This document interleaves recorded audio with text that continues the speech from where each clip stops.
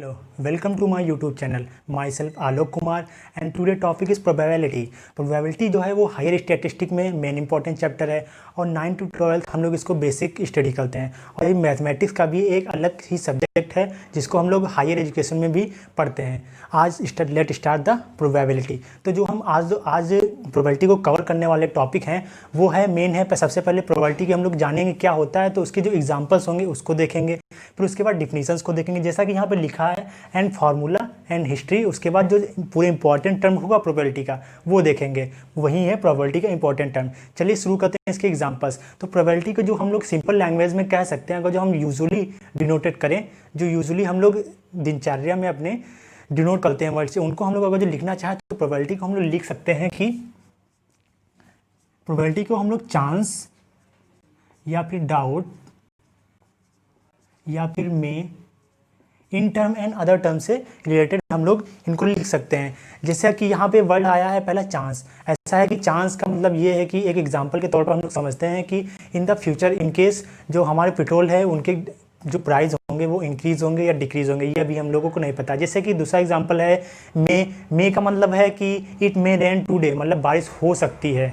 अभी ये तो नहीं पता, हो सकती है इसमें देखो इट मे रेन टुडे, मतलब अभी कोई कंफर्मेशन नहीं है। अगर जो हम एक कॉइन को फ्लिप करते हैं, ऊपर को फ्लिप किया कॉइन को, कॉइन में जो होता है दो केस होते हैं, एक तो हेड होता है, ठीक है, एक तो टेल होता है। मतलब कि हमको अभी ये नहीं नोन है कि हेड आएगा या टेल, अभी मे है हमको, ठीक है, पता नहीं है कुछ, ठीक है, हेड आएगा या टेल आएगा। वैसे ही अगर जो हम लोग एक डाइस को थ्रो करें, डाइस में तो आप लोगों को पता है कि जो पासा होता है, लूडो तो सभी खेलते हैं, तो उसमें 6 फेस होते हैं। 6 फेस में कौन सा फेस आ जाए कुछ कंफर्म नहीं है, तो हम लोग को डाउट रहता है कि कौन सा फेस आएगा कौन सा फेस नहीं आएगा, 1 2 3 4 5 6 में से कौन सा आएगा। मतलब डाइस में कितने फेस होते हैं, 1 2 3 4 5 एंड 6, ये टोटल फेस 6 होते हैं डाइस में, ठीक है। तो जैसा कि हम लोग ने एग्जाम्पल्स को देखा, ठीक है, अब हम लोग देखेंगे इन एग्जाम्पल्स की हेल्प से अगर जो हम लोग प्रोबेबिलिटी की एक एग्जैक्टली डिफिनीशंस बनाएं, तो डिफिनीशंस ऐसी बनती है कि एक साइंटिस्ट थे यालिन चाउ ने बताया कि probability is the science of decision making width calculate in the face of uncertainty.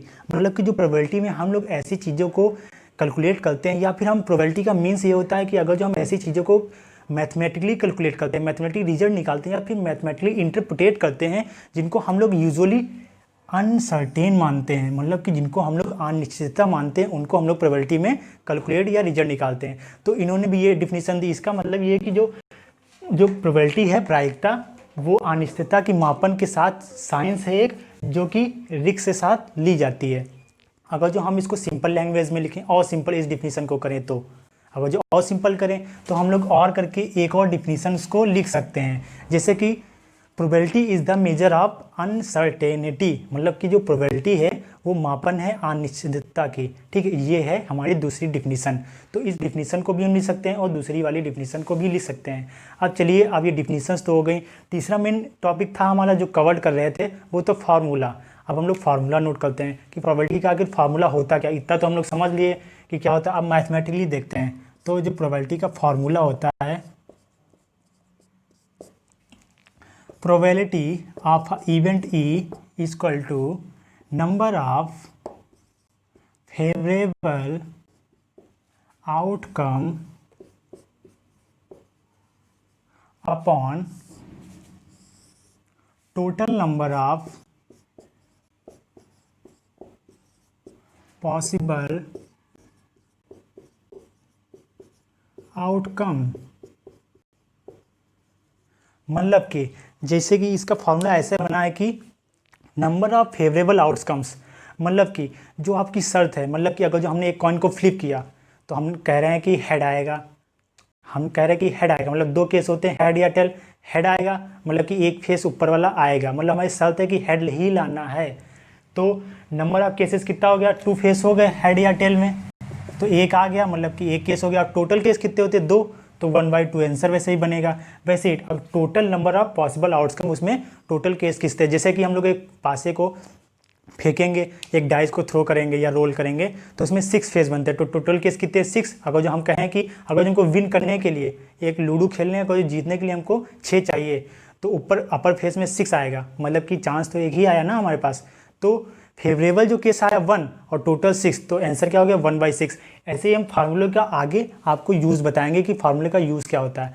अब ऐसा तो था कि नहीं फार्मूला अपने आप बन गया या किसी ने बना दिया या अपने आप रख दिया, तो हम इस फार्मूले को इसकी हिस्ट्री जानेंगे। अब ये फार्मूला आया कहाँ से आके, तो इसकी हमने अगला जो कवर टॉपिक करेंगे वो होगा हिस्ट्री इसकी। तो चलिए शुरुआत करते हैं इसकी हिस्ट्री, कहाँ से आया है, क्यों आया है। लोग थे कि ये फार्मूला आया कहाँ से, इसकी हिस्ट्री हम लोग देखेंगे। तो इसकी हिस्ट्री हम लोग जानने के लिए हम लोग फ्रेंच रिवॉल्यूशन में जाना पड़ेगा। फ्रेंच रिवॉल्यूशन, उस समय जो फ्रेंच रिवॉल्यूशन था वो 2 वजह से बहुत फेमस था, एक तो गैम्बलिंग और दूसरा क्या था, अर्थक्वेक। तो उस समय जो गैम्बलिंग होती थी तो अर्थक्वेक आने से गैम्बलिंग वाले बहुत परेशान होते थे कि जो जीत रहा होता था उसकी काफ़ी मनी लोग लेके भाग जाते थे, कुछ लोग बच जाते थे या कुछ लोगों की जो मनी थी वो रह जाती थी। इससे लोग बहुत परेशान होते थे और ये पता नहीं लगा पाते थे कि किसके पास कितनी मनी गई, कितनी बची। तो इन सब की जो प्रॉब्लम्स थी वो कैसे सॉल्व हो, तो उन लोगों ने एक ग्रुप बनाया। अब ग्रुप बनाया और ग्रुप बना के वो लोग पी पास्कल और एफ फर्मेट के पास गए। किसके पास गए, पी पास्कल, बी पास्कल और पी फर्मेट। इन 2 लोग थे, नंबर 1 पर्सन, नंबर 2 पर्सन, इनके पास गए। अब जो गैम्बलिंग वाले थे बी पास्कल और पी फर्मेट के पास गए। इन लोगों ने प्रॉब्लम ऑफ पॉइंट्स मतलब बिंदुओं की समस्या को हल किया। हल कैसे किया ये भी हम अभी आपको आगे बता रहे हैं, ठीक है। तो इन्होंने सबसे पहले मैथमेटिकल प्रोबेबिलिटी ऑफ थ्योरी दी है, ठीक है, इन्हीं लोगों ने, बी पास्कल और पी फर्मेट। चलिए स्टार्ट करते हैं कि ये कैसे इन लोगों ने इस फार्मूला को डिस्क्राइब किया। चलिए स्टार्ट करते हैं।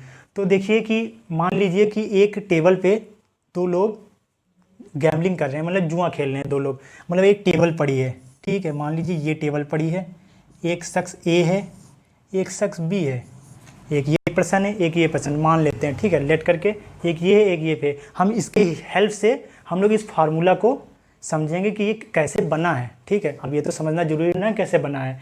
तो चलिए अब देखते हैं, ये ए है, ये बी है, ये गैम्बलिंग खेल रहे हैं, ठीक है, खेल रहे हैं। अब आपने पेक ऑफ कार्ड तो सुना होगा, ताश के पत्ते चल रहे हैं, ताश के पत्ते चल रहे हैं, इनके पास 6 पत्ते आ गए। एक यहाँ आप देख सकते हैं, 1 2 3 4, ठीक, 5 6। वैसे ताश के पत्ते कार्ड इनके पास भी 6 चले गए, बी के पास भी 1 2 3 4 5 6, ठीक है, ऐसे चले गए, ठीक है।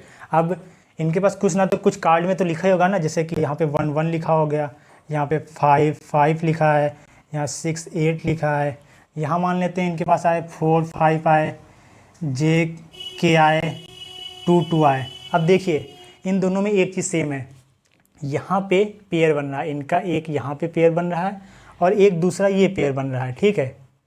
और इसमें भी एक पेयर बन रहा है, ये देख 2 2 का पेयर बन रहा है, इसमें 1 1 का पेयर बन रहा है, 5 5 का। तो जो बी पास्कल और पी फर्मेट थे, पी फर्मेट, ठीक है, पी फर्मेट थे, उन्होंने इस पेयर को 1 नाम दिया, इस पेयर को 2 नाम दिया और इस पेयर को 3 नाम दिया। चलिए देखते हैं कैसे नाम दिया। तो इसको 1 नाम दिया, इसको 2 नाम दिया, इसको 3 नाम दे दिया। तो 1 2 3 ऐसे पेयर बन गए यहाँ पे, ठीक है। अब ये जो गैम्बलिंग चल रही थी वो कुछ डॉलरों में चल रही थी, मान लीजिए $600 की चल रही थी, $600 की चल रही थी। अब देखिए ये पेयर बन गए हमारे पास। अब हम देखेंगे किसके पास कितनी मनी आई और कौन कितना ले गया, ठीक है। तो मान लीजिए जो ए के चांस हैं, एज चांस वो हैं, देखिए फार्मूला यहाँ पे रखेंगे। देखिए यहाँ पे ए जो है ये ए है, इसके पास 6 कार्ड थे, इसमें 2 पेयर बन गए, तो 2 पेयर बन गए। तो हमारी जो शर्त है, देखो total number of favourable outs का मतलब हमें फेवरेबल कितने हैं, 2 हैं, 1 और 2। तो टोटल कितने फेवरेबल हो गए चांस के हिसाब से, फार्मूले के हिसाब से 2, तो मतलब कि 2। और टोटल चांसेस कितने हैं, 3। तो एक बार हम लोग ऊपर लिख लेते हैं, टोटल चांसेस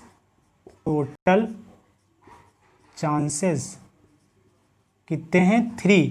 टोटल चांसेस जो बने थे इसमें मतलब 3 पेयर बने, वही टोटल चांसेस है, 3 बन गए। और फेवरेबल कितने हुए ए में, 2, और टोटल कितने फार्मूले के हिसाब से रख दो तो 3।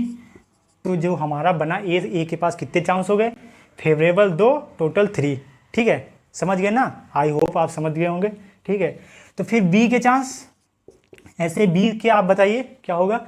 बी के चांस ये होंगे कि 20 चांस इक्वल टू, देखिए बी के पास कितने हैं, एक ही पेयर बना है ना इनके पास, तो एक होगा 1 बना, टोटल चांसेस कितने थे यहाँ पे लिखा है, देखिए 3 थे, तो 1/3, ठीक है। अब देखिए मनी किसके पास कितनी गई। अब ए के पास मनी किसके कितनी गई, देखिए एज मनी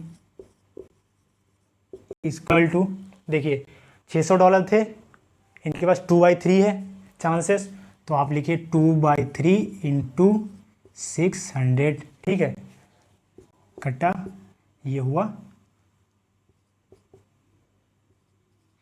इक्वल टू $400, ठीक है। ऐसे 20 मनी जो है वो है हमारी 1/3 इंटू 600, कितनी बनी, $200।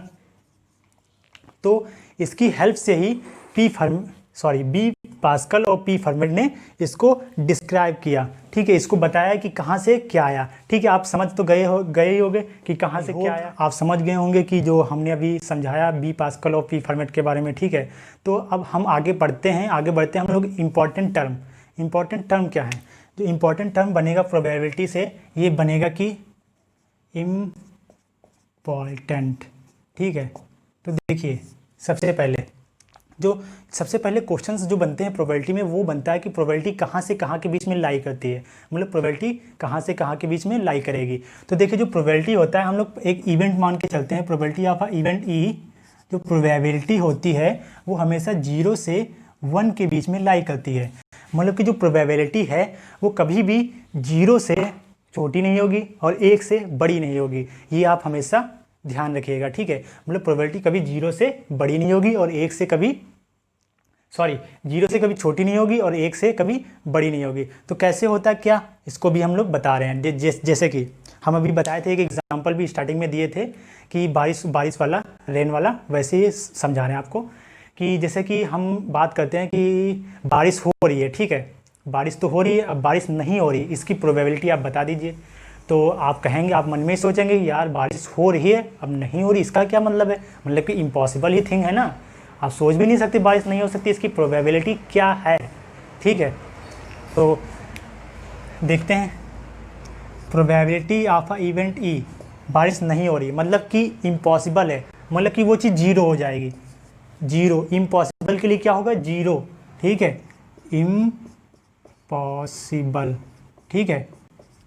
इम्पॉसिबल टर्म जहाँ पे यूज़ होगा वहाँ पर प्रोबेबिलिटी 0 होगी, ठीक है। ऐसे ही अगर जो हम प्रोबेबिलिटी 1 का यूज़ करें, तो जहाँ पे चीज़ें सर्टेन होती हैं वहाँ पे हम लोग 1 का यूज़ करते हैं, ठीक है, सर्टेन या फिर पॉसिबल, ठीक है, एज यूजुअली डिनोटेड, ठीक है। तो ये हो गया, तो हमने सबसे जाना इंपॉर्टेंट टर्म ये हो गया कि प्रोबेबिलिटी 0 से 1 बीच में लाई करेगी। तो ये था पहला लेक्चर जो कि सिंपल प्रोबेबिलिटी पे था। आई होप जो आज लेक्चर हुआ है उसको आप लोग समझ गए होंगे, आई होप आपको समझ में ज़रूर आया होगा। तो अगर जो आपको समझ में आया हो तो प्लीज़ लाइक एंड सब्सक्राइब ज़रूर करिएगा।